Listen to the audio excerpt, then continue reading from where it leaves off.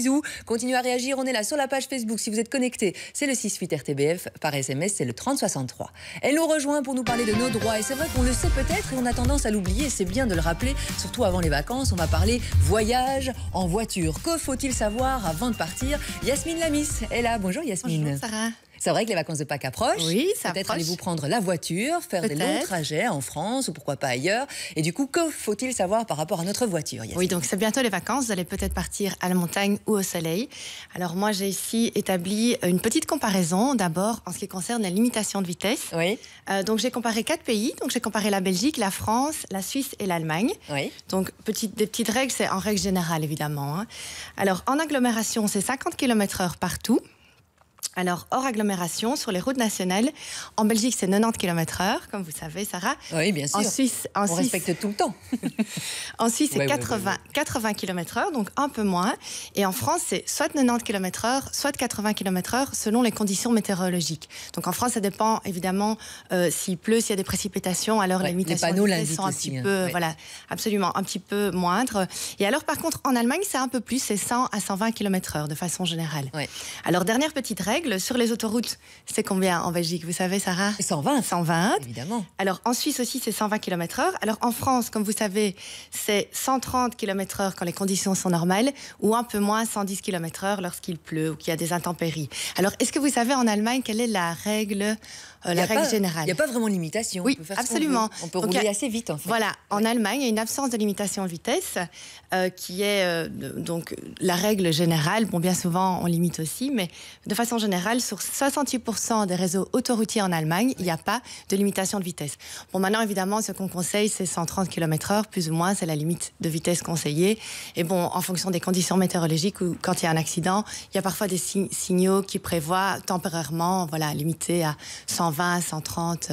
Parfois, ça arrive qu'il y ait des exceptions, évidemment, à cette règle. Et puis, il faut prévoir des petits papiers aussi, vérifier qu'on ait tous les papiers parce qu'on risque de nous les demander, forcément. Oui, alors, les petits papiers, donc d'abord, l'obligation de pneus hiver. Oui. Donc ça, c'est encore une petite réglementation qui diffère un petit peu en fonction des pays. Oui. En Belgique, il n'y a pas d'obligation de pneus hiver. Par contre, dans certains pays, il y a une obligation. Donc, par exemple, au Luxembourg, en Allemagne, en Autriche et dans certaines régions montagneuses en France, il y a une obligation de pneus hiver.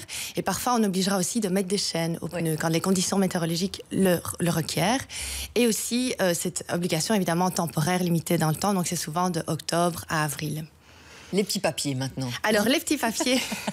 Genre la carte verte, etc. Voilà, les constats d'accident. Les petits papiers. Donc, la première chose à savoir, donc quand on me demande qu'est-ce que je dois faire, qu'est-ce que vous devez faire afin d'être prêt en cas d'accident sur la route. Donc, vous partez en vacances, vous avez un accident sur la route en France ou en Suisse. Qu'est-ce que je dois faire pour prévenir cela, pour être en ordre à ce moment-là?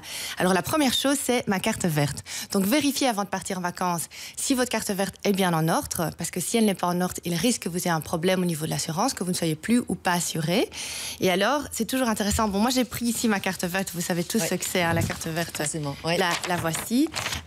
Donc, sur la carte verte, il y a des indications qui sont assez intéressantes. La première, il y a un numéro de téléphone que vous pouvez joindre 24 heures sur 24 en cas d'accident sur la route. Et également, vous avez précisé tous les pays qui se trouvent sur cette carte dans lesquels vous êtes assuré. Donc, si vous faites un accident dans un pays, je ne sais pas moi, au Danemark, vous allez voir, effectivement, vous êtes assuré en assurance RC. Et vous allez voir si vous avez après l'assistance dépannage. Donc ça sera un petit peu plus loin dans la chronique. Oui. Alors la deuxième chose à prévoir, c'est au niveau des constats. Donc prévoyez quelques constats européens, parce que c'est toujours d'actualité. Quelques-uns. Il faut toujours mieux en avoir trop que trop peu. Voilà. Il faut mieux en avoir trop que trop peu. C'est toujours d'actualité et c'est utilisé partout en Europe, sauf au Royaume-Uni. Donc c'est vrai, assez bizarrement, avant, enfin, en ce qui me concerne, je sais, avant j'avais des constats d'office de mon assurance, et la plupart des gens c'est comme ça. Mais maintenant, l'assurance l'envoie une fois que l'accident s'est déroulé. On l'a pas ça d'office, mais c'est toujours intéressant d'en demander un ou deux avant de partir à l'étranger. Et une fois que c'est bardaf, l'embardé, faut-il réparer sur place? C'est vrai que c'est pas facile. Alors, ça, on ne sait pas quoi faire souvent. Ce qu'il faut faire, c'est appeler le numéro de téléphone, appeler votre courtier et votre assureur, et alors demander ce que vous devez faire, parce que bien souvent, c'est l'assureur qui décidera soit si je peux aller au garage en France, ou alors s'il y a possibilité de rapatrier la voiture en Belgique. Quid des indemnités alors? Alors, quid des indemnités? Donc, il faut savoir que la loi qui s'applique, c'est toujours la loi du pays où vous avez eu votre accident. C'est la même chose. Cette loi précisera également si vous êtes en tort ou en droit. Parfois, ça diffère un peu selon les pays. Alors, en Belgique, comment ça se passe? Donc, comme vous savez, il y a l'assurance RC qui est obligatoire, assurance auto RC obligatoire. Et qu'est-ce qu'elle couvre, cette assurance? Donc, elle indemnise tous les tiers. Donc, que ce soit les dommages de la voiture de la partie lésée ou alors toutes les lésions corporelles des tiers. Donc, que ce soit les passagers de votre voiture ou alors les passagers de la voiture avec laquelle vous avez eu l'accident. Alors, il y a une autre assurance qui est intéressante à prendre, c'est l'assurance conducteur, qui, elle, répare vos propres dommages à votre véhicule.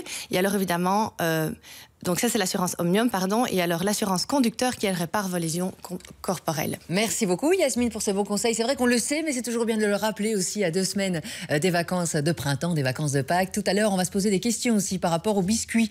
Notamment, on va voyager direction la Suisse et l'Italie, notamment. On verra ça dans quelques minutes. Ça vous dit d'aller au salon Bois et Habitat? Ça tombe bien, j'ai des places à vous offrir. Salon, il y a quelqu'un qui travaille.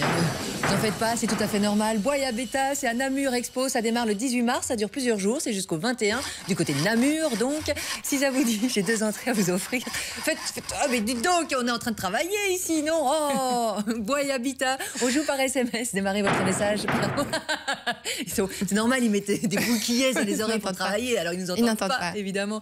Commencez votre message par Habitat, nom, prénom, coordonnées complètes, tirage au sort dans quelques minutes. Le SMS, c'est le 6003 75 cents, le message envoyé. Bonne chance. On parle architecture, on parle maison, forcément, on est dans le sujet. Et les architectes qui doivent s'adapter de plus en plus aux conditions climatiques. Direction le Brabant wallon, Chaumeau-Gistou, où une famille a opté pour une maison éco-énergétique. On voit ça.